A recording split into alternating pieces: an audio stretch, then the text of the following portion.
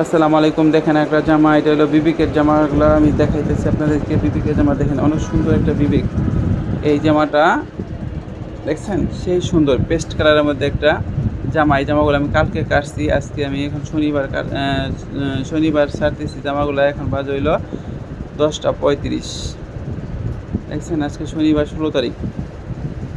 আমি গেটটা মাপলাম, গেটটা 28 ইঞ্চি, আমি 30 ইঞ্চি নিয়ে গেটটা কাটলাম, দেখলাম ঠিক আছে কিনা। আপনারা বলেন যে আমি কী বাল সরকারি, দেখেন আমি কী বাল সরকারি।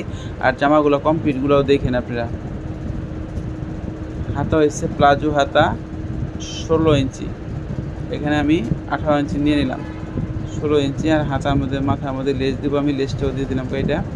দেখেন, দেখছেন সেই সুন্দর। আর সালোয়ারটার আমি প্লাজো কাটবো, প্লাজোর মধ্যে আবার কোমর দিয়ে প্লাজো কুচি দিয়ে বানাইতে বলছে, সেই জন্য আমি এটা কোমরের কাপড়টা আগে কাটলাম। দেখছেন সেই সুন্দর পেস্ট কালার।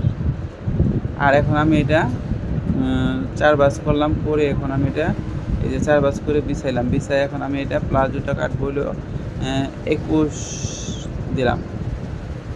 21 দিয়ে আমি সালোয়ারটা কাটলাম। এখন এটা পলির কাপড়টা দেখছেন সেই সুন্দর, সেই গিয়ার হইব।